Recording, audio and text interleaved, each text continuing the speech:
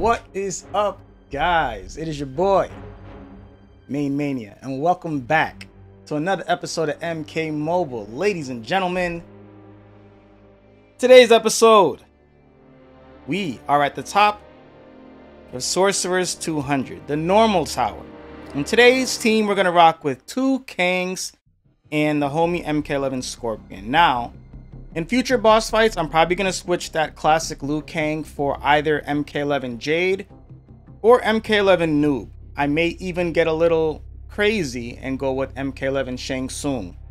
Still debating for Fatal what I'm going to do there. But until then, we're going to start off with here because I miss playing the homie classic Liu Kang. He's so much fun to play, and I don't play him as much as I should anymore. He's been in a backup role for a little while, and he deserves much better than that because he's still one of the best 3 characters in the game. So we're putting him back into a primary damage slot, and we're relegating MK11 Liu Kang to a support role. Obviously, MK11 Liu Kang is low, but he's got great utility in this tower, and in my personal opinion, he's going to anchor the best teams for this tower. I'll explain why in a second. All right, first let's take a look at the build. Classic Liu Kang, like I said, is going to get some of our stronger pieces. He's going to get both of our epic damage pieces as well as the King Cobra belt. He honestly doesn't need it. I probably should throw that on MK11 Scorpion so that he can cause cripple, but they both have the ability to cause cripple. Scorpion by winning the minigame and getting a high enough percentage, and classic Liu Kang is going to cause cripple on tag. So it really doesn't matter which one of them gets the King Cobra belt, but at the end of the day, that is one of the better armor pieces in the game. So I just wanted to put it on someone, and since we're going to be using classic Liu Kang special 2s, the Viper Hood definitely belongs on him. Now MK11 Liu Kang is going to be there in a support role. We are going to Dark Mantle him just in case, you know, we get tagged in or anything like that, or we accidentally tag him in. He's got a little bit of protection for a little bit of while. Maybe we even need to use him as our guinea pig, but he's there for that purpose. In addition to that, he's going to give us some team resistance, some team unblockable, and increased damage from crits through the director's chair.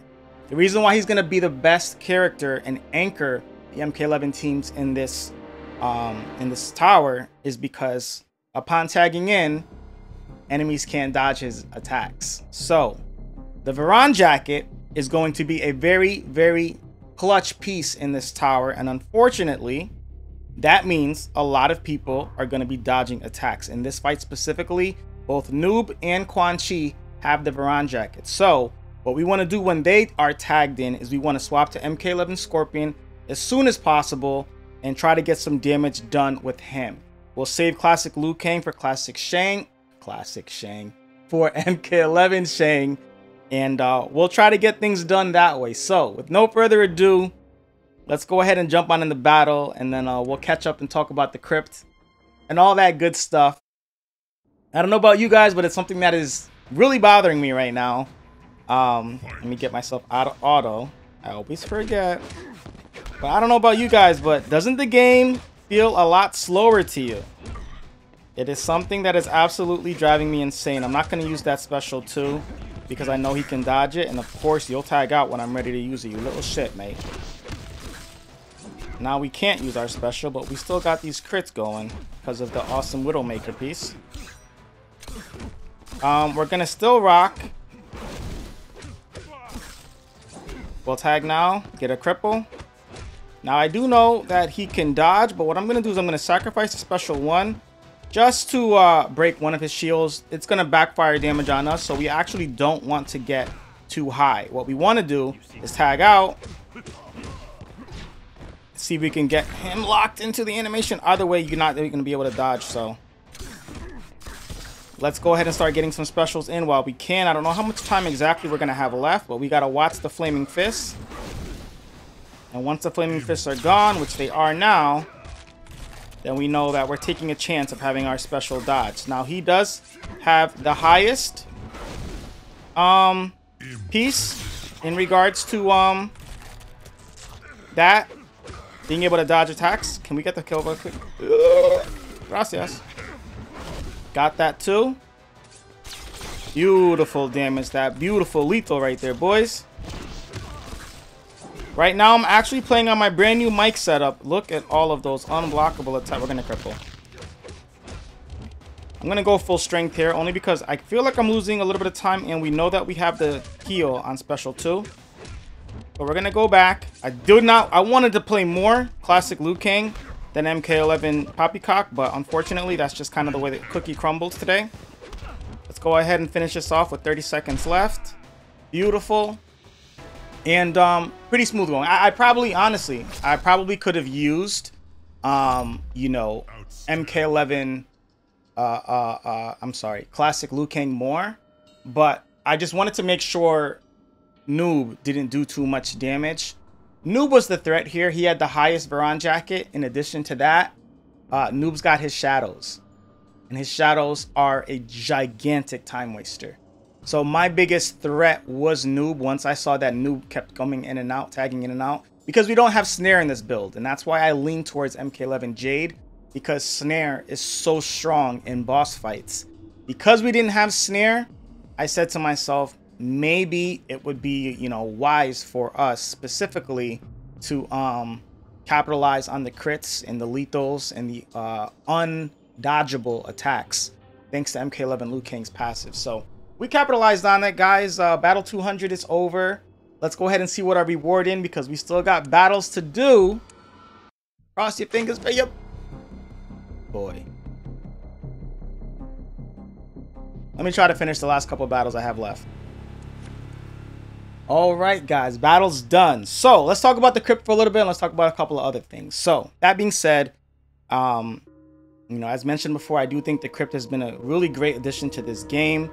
You do have the ability to buy crypt keys, and as you can see, the more keys you buy, the more bonus keys you're gonna get.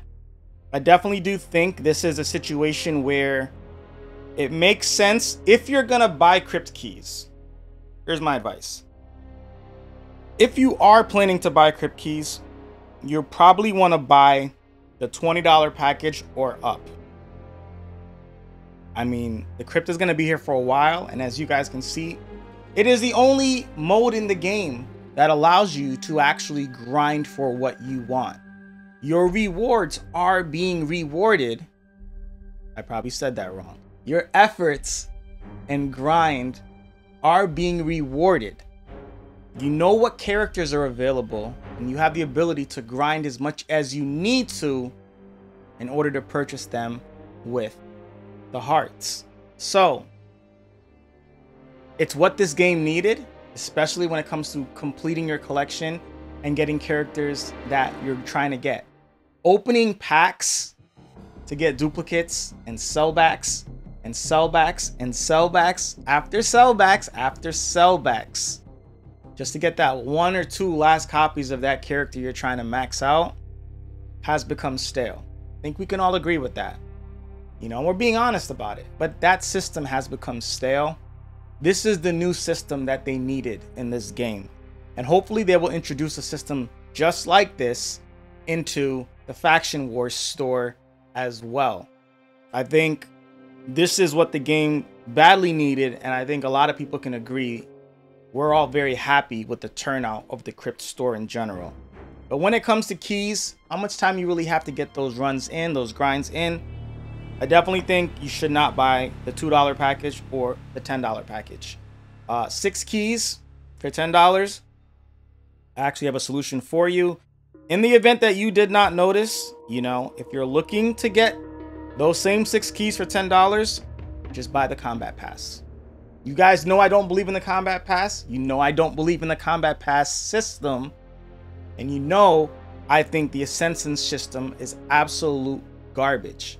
I think the Ascension system is probably the worst thing to ever happen to this game. I wholeheartedly believe that. I think the Ascension system is horrible as a whole, and I think the combat passes are not worth it.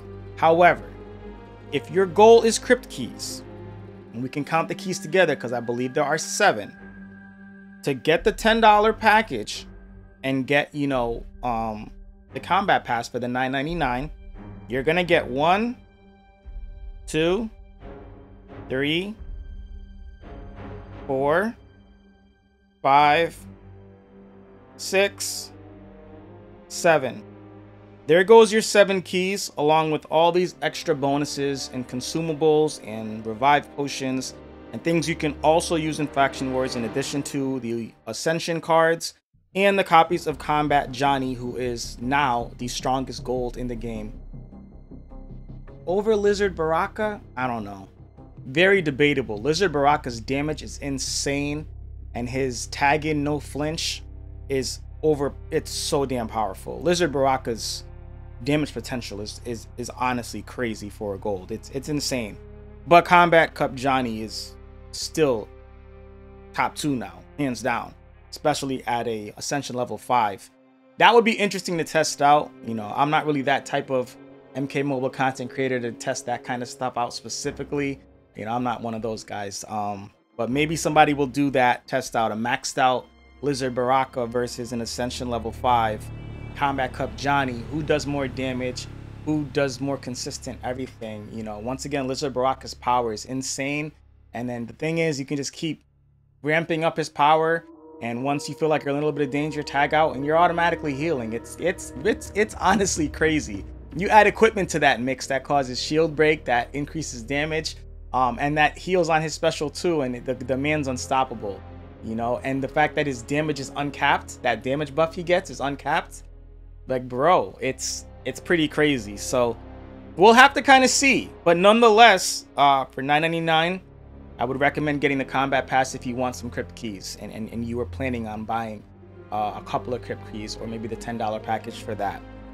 Other than that, though, like I said, I think good update to the game. I'd like to see them take some of the best parts of the crypt and add them to the character store, which is those 3 characters we get every 12 hours.